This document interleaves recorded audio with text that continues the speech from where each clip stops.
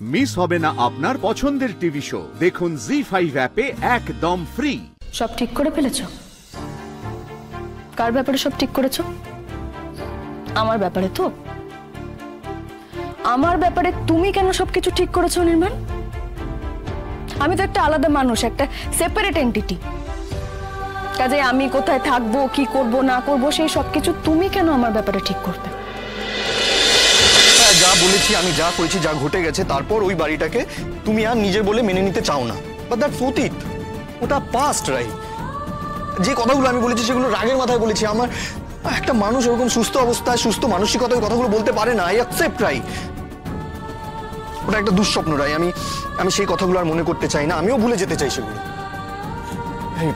রাই, আমি তুমি ভালো থাকবো, রাই। তুমি দেখো আমরা আনন্দে থাকবো, রাই। প্লিজ দরজাটা খোলো নির্মাণদা। শুনছে না, আমাদের কথা শুনেও শুনছে না। দিদিভাইকে কি বলছে কে জানে। দিদিভাই যদি ভয় পেয়ে যায়, ওর যদি আবার পেন শুরু হয়ে যায়, তখন কি হবে? হ্যাঁ, ওর তো কোনো সারা শব্দও পাচ্ছি না। ও কি অজ্ঞান হয়ে গেল নাকি? কি অসহায় লাগছে। কি আমার বোনের ঘরে তার অত্যাচারী হাজবেন্ড ঢুকে গিয়ে তাকে যা না তাই বলছে, আর আমি এখানে হুইল চেয়ারে বসে আছি। আমার হচ্ছে মরে যাওয়া ভালো। বিক্রম, তুমি এখন থামো তো। এখন এইসব কথা বললে কোনো সমাধান হবে না। স্রোত, তুমি কিছু ভাবো। মা আসার আগে অনির্বাণকে বাড়ি থেকে বের করতে হবে, আর সেটা এইভাবে চেঁচামেচি করে হবে না। না বৌনি, আর কোনো উপায় নেই। এবার পুলিশে ফোন করতেই হবে। না না, দাঁড়াও। পুলিশ ডাকলে আবার ঝামেলা শুরু হয়ে যাবে। তাহলে কি করতে বলছো বৌমনি? পুলিশ ডাকবো না, পাড়ার ছেলে ডাকবো না, আর ওই বাজে লোকটা এই বাড়িতে এসে যা খুশি তাই করে যাবে? না, আমি সেটা বলছি না। আমি শুধু বলছি মাথা ঠান্ডা করে একটা সিদ্ধান্ত নিতে। আর ভেতরে অনির্বাণ আর রাই মুখোমুখি আছে, তাই রাই যেটা বলবে সেটাই হবে। পুলিশ আসলে তো পুরো চাপটা রাইয়ের ওপর পড়বে। সেটা কেন বুঝছো না তোমরা? কিসের চাপ? হ্যাঁ, অনির্বাণ এসে ওকে যে মেন্টাল প্রেসারটা দিচ্ছে তার স্রোত, আমি বলছি শোন, তুই পুলিশে ফোন কর। পুলিশ আসলে এর চেয়ে কম প্রেসার হবে যতটা প্রেসার অনির্বাণ ওকে দিচ্ছে মেন্টালি। আমি বলছি কি, ওমনা কনভিন্স করছে, ব্ল্যাকমেল করছে আমার বোনকে। রাই, আমি তোমাকে নিয়ে যেতে এসেছি। ওই বাড়িতে গিয়ে তুমি ভালো থাকবে, রাই। তুমি ভীষণ কমফোর্টেবল থাকবে ওখানে। আমি তোমাকে কমফোর্টেবল রাখবো। যা যা করার প্রয়োজন আমি নিজের হাতে করব। এই অসুস্থ অবস্থায় তোমার ট্রিটমেন্টের জন্য যা যা করতে হয় আমি করবো, রাই। আমি করব। আর মা আর বাপি ওই বাড়িতে থাকবে না। আমি মা বাপিকে বম্বে পাঠিয়ে দেবো। আমি ঠিক করে ফেলেছি, আমি সব ঠিক করে ফেলেছি, রাই। তুমি শুধু একবার আমাকে বিশ্বাস করো, প্লিজ। আচ্ছা, বেশ, তুমি ভয় পেও না, রাই। ভয় পেও না, আমি কিচ্ছু করবো না, রাই। তুমি স্রোতকে আর মাকে নিয়ে চলো। তোমার স্রোত আর মা ওই বাড়িতে থাকবে, তাহলে তো তোমার কোনো অসুবিধা নেই। আমার কোনো প্রবলেম নেই। আমি এখনই বলেছি আমার কোনো অসুবিধা নেই, রাই। এই রাই, আমাদেরকে ভালো থাকতে হবে, রাই। ভালো থাকার চেষ্টাটুকু তো করতে হবে, প্লিজ। সব ঠিক করে ফেলেছো? কার ব্যাপারে সব ঠিক করেছো?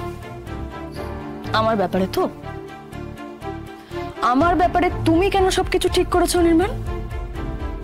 আমি তো একটা আলাদা মানুষ, একটা সেপারেট এন্টিটি। কাজে আমি কোথায় থাকবো, কি করব না করব, সেই সবকিছু তুমি কেন আমার ব্যাপারে ঠিক করবে? তুমি কে অনির্বাণ? মানে রাই, তুমি আমার উপর রেগে আছো, আমি জানি। তুমি ভাবছো যে তুমি আমার সঙ্গে ওই বাড়িতে যদি থাকো তাহলে তোমার বোন স্রোত কষ্ট পাবে। সেই কারণেই তো আমি বলছি তোমার বোনকে নিয়ে চলো ওই বাড়িতে। তোমার বোন ওই বাড়িতে থাকবে। ওটা আমার বাড়ি নয়। ওটা আমার বাড়ি হলে ওখান থেকে বের করে দেওয়ার অধিকার অন্য কারোর হতো না। না রাই, ওটাই তোমার বাড়ি।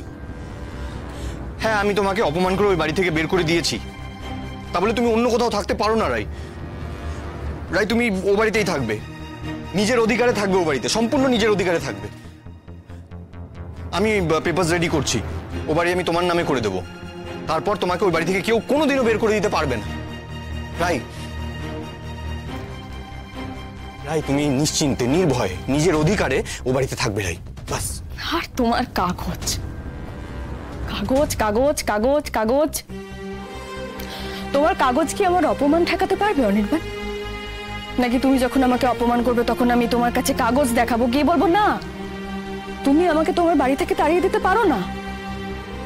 যেখানে ভালোবাসা নেই, বিশ্বাস নেই, ভরসা নেই, দুটো মানুষের মধ্যে কোনো মিল নেই, সেখানে তুমি কি মনে করো ওই কাগজের অধিকারের কোনো ভ্যালু আছে?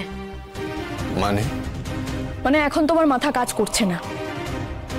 তুমি প্লিজ এখন অনির্বাণ এই কটা দিনের জন্য রায়কে পুরোপুরি মাথা থেকে বের করে দাও। কারণ আমি জানি আমার অপারেশনে ঠিক যতটা স্ট্রেস আমার পড়েছে, তুমি ভুল সেটা জানার পর তোমারও কম কিছু স্ট্রেস পড়েনি মানসিকভাবে। তাই জন্যই আমি বলছি তোমার এখন মানসিকভাবে বিশ্রামের প্রয়োজন। তুমি কি করছো না, কি বলছো, কিভাবে বিহেভ করছো, তুমি কিছু বুঝতে পারছো না। যখন তুমি নর্মাল হবে তখন তোমার এই কাজের কথা ভেবে নিজেই তুমি লজ্জা পাবে। তাই জন্যই বলছি এখন এসব নিয়ে একদম ভেবো না। আর প্লিজ গিয়ে দরজাটা খুলে দাও, বাইরে সবাই টেনশন করছে। তাই আমি বলতে চাইছি, এবং তুমি গিয়ে দরজাটা না খুললেই অসুস্থ শরীর নিয়ে কিন্তু আমি উঠতে বাধ্য হব। না না না না, আমি আর পাচ্ছি না, আমার দিদিভাইয়ের জন্য খুব চিন্তা হচ্ছে। অনির্বাণ এবার কিন্তু দরজাটা না খুললে। দিদিভাই এই লোকটাকে খুব ডিস্টার্ব করছে, তাই না? না অনির্বাণ, তুমি অসুস্থ, তুমি মানসিকভাবে অসুস্থ। আমি আমার অসুস্থতার কথা জানতে পেরে ট্রিটমেন্ট করিয়ে নিয়েছি, কিন্তু তোমার অসুস্থতার কথা তুমি টেরই পাচ্ছ না। কাজে আগে নিজে ভালো হও, তারপরে তুমি আমাকে ভালো করার কথা ভেবো। আর তোমার সব থেকে বড় সমস্যাটা কি তুমি জানো? তুমি আজকেও আমার হয়ে সমস্ত সিদ্ধান্ত নিজে নিয়ে ফেলেছো। কিন্তু একটা জিনিস মনে রাখবে, হাসপাতালে যাওয়ার থেকে সমস্ত সিদ্ধান্ত আমার একার ছিল, আর ভবিষ্যতেও সেটাই থাকবে। তোমাকে আমি অনেক সুযোগ দিয়েছি, আমার ব্যাপারে সিদ্ধান্ত নেওয়ার অধিকার তোমাকে আমি দিয়েছিলাম। আমি তোমাকে বারবার করে বলেছিলাম অনির্বাণ আমি প্রেগনেন্ট, এটা হতে পারে না, তোমার অন্য কোনো ডাক্তারের কাছে আমাকে নিয়ে যাওয়া উচিত। কিন্তু না, তুমি আমার সেই ভরসার কোনো মান রাখোনি। কাজেই তুমি এখন কিভাবে এই দাবি নিয়ে আমার কাছে আসো যে আমার সমস্ত সিদ্ধান্ত তুমি